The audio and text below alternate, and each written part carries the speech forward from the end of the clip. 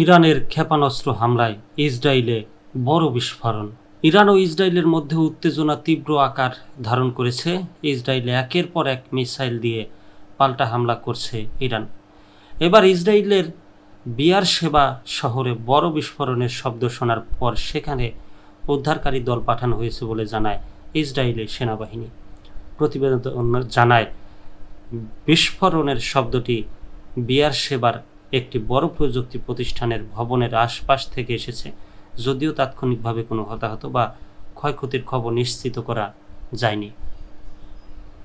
সামরিক সূত্রের বরাত দিয়ে ইসরায়েলি কর্তৃপক্ষ জানায় তারা ঘটনায় প্রকৃত যাচাই করছে এবং প্রাথমিক তদন্ত শেষে বিস্তারিত তথ্য জানানো হবে।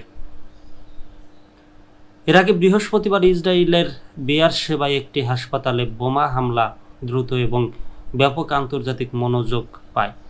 এর 3 দিন আগে ইরানের কেরামান শাহে একটি হাসপাতালে হামলা হয়েছিল, যা আন্তর্জাতিক মহলে উপেক্ষিত ছিল। বেয়ারশেবার হাসপাতালে বোমা হামলার পর ইসরায়েল জানায় ভবনটির ব্যাপক ক্ষতি হয়েছে, তবে হামলার আগেই হাসপাতালের একটি অংশ থেকে রোগীদের সরিয়ে নেওয়ায় বড় ধরনের প্রাণহানি এড়ানো সম্ভব হয়েছে। অন্যদিকে ইরানের রাষ্ট্রীয় গণমাধ্যমের দাবি তাদের লক্ষ্যবস্তু ছিল হাসপাতালের নিকটবর্তী একটি সামরিক গোয়েন্দা সদর দপ্তর।